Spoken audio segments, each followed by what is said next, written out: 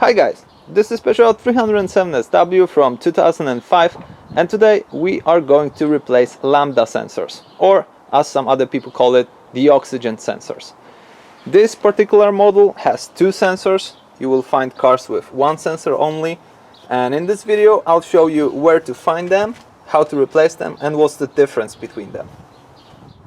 Both oxygen sensors are located on the exhaust line, so the line starts here, and that's the four pipes joined in the manifold, and they collect exhaust fumes from each of the cylinder heads and then combine them in one pipe that goes through the catalytic converter, which is there, the one with many holes for dissipating heat. And then there's a pipe welded on the bottom of the catalytic converter that then runs this way, connects with the middle exhaust somewhere there. Not sure if you can see that at this angle. Yeah, you can. And then to the end exhaust and out of your car. So now this is your first oxygen sensor, counting from the combustion chamber to the atmosphere. And then the second one is located there. I think it's best if I just point an arrow on it. So I just hold still, point an arrow on it, and then you know. I'll also show you that from the bottom of the car.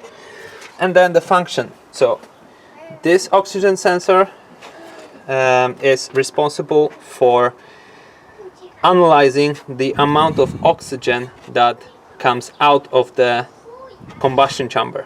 And then it basically gives this information to the computer, to the ECU, and then ECU, together with some other information, for example from the pressure sensor here, calculates the proper ratio between the amount of fuel injected and the amount of oxygen injected into the combustion chamber.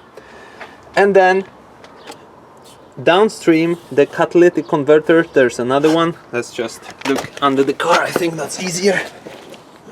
And then there's this one. So you see, here's your catalytic converter, then there's the pipe welded to it, and on the side of the pipe there's your second oxygen sensor. And this sensor is responsible for checking if the catalytic converter is doing the job correctly. So basically, how much oxygen is in this pipe, which relates to how good of a job is your catalytic converter doing, and then also gives that information to the ECU, which then takes the decision whether to increase the amount of fuel or air through the throttle or the opposite way. And then the pipe runs down there, connects to the, well, I can't reach any further, but it connects to the middle exhaust, and then the middle exhaust connects to the end exhaust, which relieves the exhaust fumes from your car. So first of all, let's remove the bottom Lambda sensor.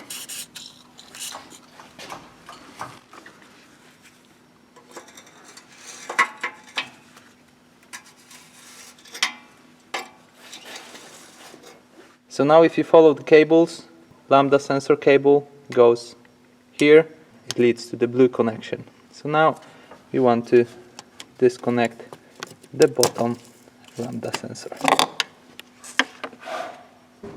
Before we disconnect the sensors, let's deattach the battery.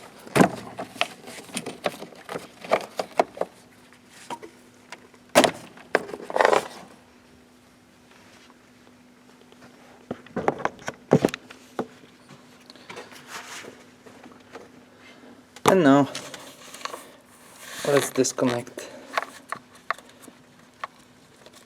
the sensor. You need to open this fully and then disconnect it. To remove the top Lambda sensor, you need to remove the heat cover first.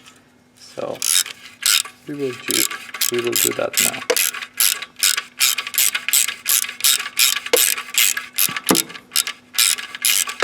There are 4 bolts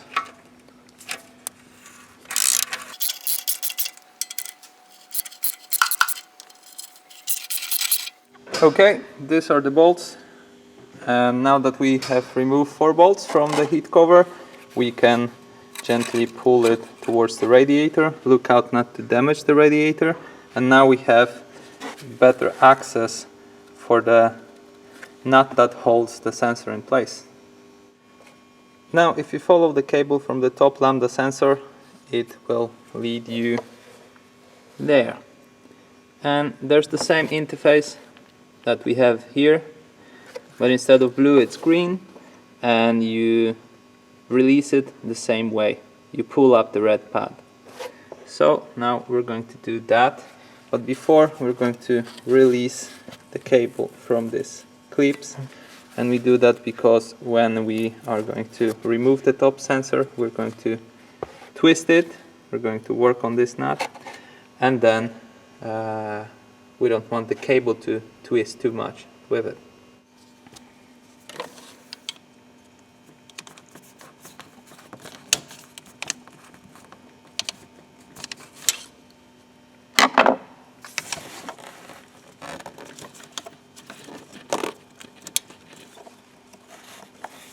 So you see it's all the way to the top, and then it should release. Yes, now it's all the way to the top. And then we have that released. So once you have disconnected the electrical connection, it's pretty easy to remove it from the interface, and then it's just the sensor that needs to be unscrewed. It's difficult to remove the cover because of the radiator, and therefore I figure out a way to get there without removing the cover. It's basically to do this. And then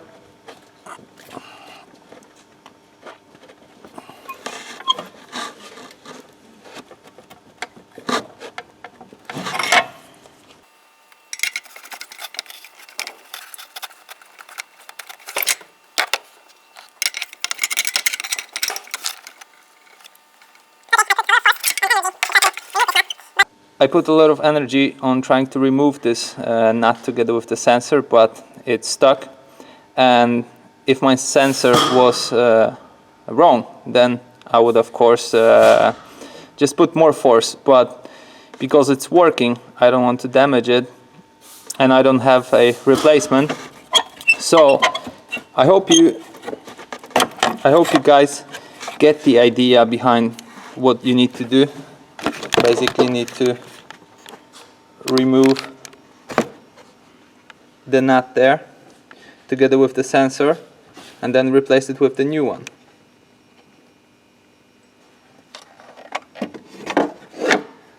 The sensor is now free because the cable connection is disconnected, and it's pretty easy except the part when you need to put a lot of force to remove this nut. And if you see, the whole area here is quite corroded, so that's a reason for the nut being stuck. Okay, I hope it's sufficient to show you the way without removing the sensor itself. I will though remove the bottom sensor, so check it out. Before you continue unscrewing, you need to disconnect the cable, otherwise it gets twisted.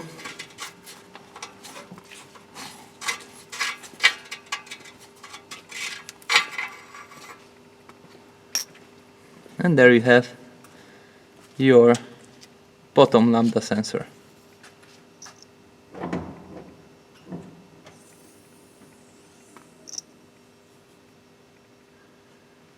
And you assemble it in a reverse way. You put it in place and you tighten it. At the end, use a key to tighten it to the correct momentum, and that's it. And to reconnect it, you simply put it on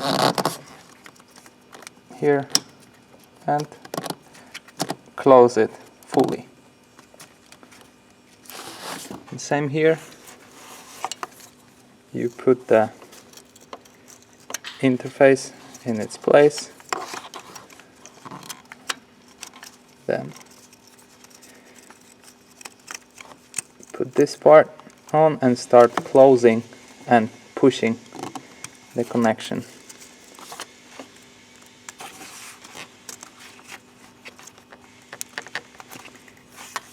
And then when it's almost at the end, you can just, well, maybe you need to push. Yes, you can just clip it. Alright guys, I hope you enjoyed this video. Leave a like if you did, and if you'd like to see more Peugeot 307 mechanics, check my channel out. I've got plenty of videos about this car. And good luck with your Peugeot!